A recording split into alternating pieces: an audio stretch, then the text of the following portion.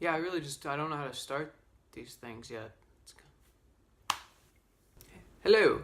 So, today I thought we would talk about a comment that a great person has left on one of my videos. It's actually under the Dear College Freshman video. And the reason I wanted to talk about it was because I think there's a layer of conversation when you go past the actual comment. So, the comment was by Xavier Durham. And I'm just going to go ahead and read the question to y'all. How do you negotiate wanting to make a difference, but not placing the burden of the world's problems on yourself in the process? This was a big question, and I gave an answer to him. But the key thing I want to get out of my answer for our conversation today is the first sentence. I said, "Your question holds a lot of weight, which I'm confident you know, but my answer begs the opposite. All that matters is that we helped someone." Keyword 1. That's the heart of the answer. What I wanted to key on for our conversation was this idea of your question holds a lot of weight, but my answer begs the opposite.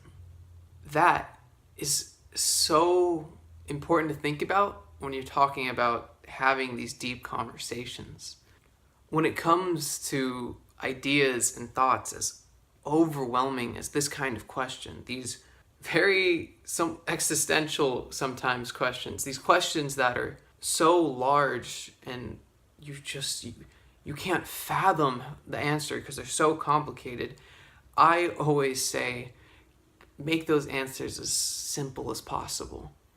And the reason being that in these situations, the answer isn't as important as the momentum that the answer gives you. So, think about it like this. Put your questions in a backpack. This is mine. It's too large to fit in frame. But put it in a backpack. Why do I say that? Well, the more complicated and heavier the weight of your question, the heavier your backpack. And that means you're going to be putting a lot of pressure on yourself to carry this question around. Now, when you already have a really incredibly heavy backpack, do you really want to fill that backpack with heavier objects, or do you want to make sure that everything else you add to that backpack is as light as possible so that you can keep moving forward as you carry this backpack? In this context, the thing we're trying to add is the answer, which is why I say add the simplest answer. Make it small, make it compact, make it one word if you can, and just put that in the backpack with that heavy, heavy question. And now, the weight of the question and the weight of the answer aren't overwhelming you. It gives you enough of an answer to where you can still move forward and you still have a solution to the problem. It's a very odd metaphor. Oh, I'm dumb. So in my genius of setting things up, I realized that I never turned the microphone on. So we're just going to keep going with this audio. I'm sorry. So I wanted to take Xavier's question as an example and go into further detail with this whole idea. Now again, the question was about how do you go about making a difference without putting the burden of the whole world on your shoulders. It was a big question. The question had a lot of weight. How do you handle the burden of the entire world in this process of helping others? And my answer is just, well, forget about the world. Think about one person.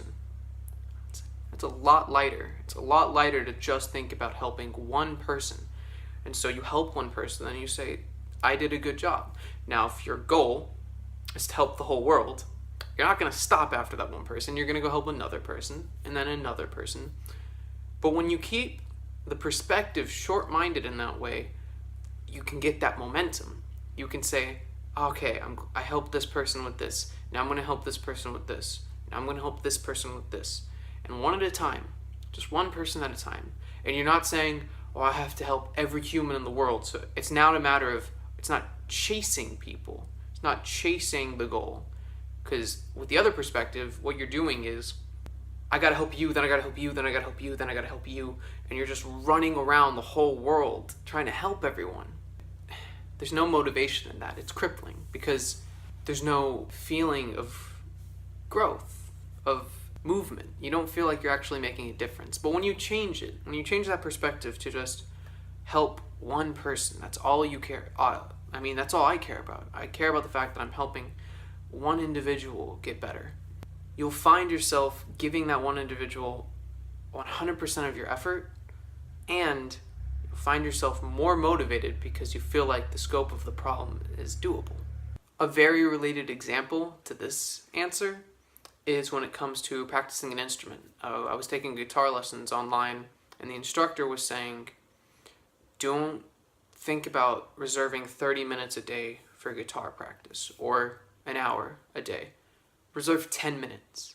Just say 10 minutes a day, I'm going to sit down, I'm going to practice guitar. And the reason for that was 10 minutes is really easy to commit to.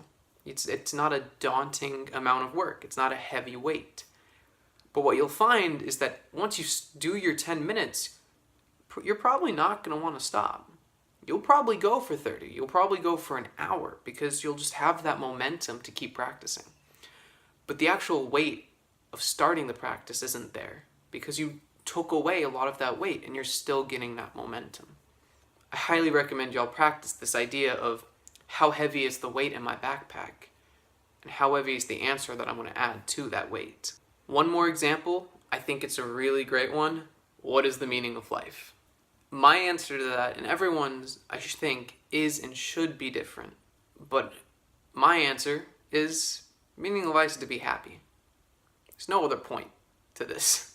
I don't see how there could be. If there is, wow, is that one elaborate plan that talk about a plot twist. But I think we should all be happy. If you're not happy in life, then there's something that needs to get fixed. And I'm actually going to talk about that in more detail, I think, in my next video, because when I say the meaning of life is to be happy, there's very different ways you can go with the concept of happiness. Thank you all for watching. I hope this helps and it gives you a bit of a perspective when it comes to how do you deal with really daunting times in your life and daunting questions. Comment below. I want to see 13 comments. We went up one number. Welcome. I love you. I love all of you. And I'll just see you next time. Bye.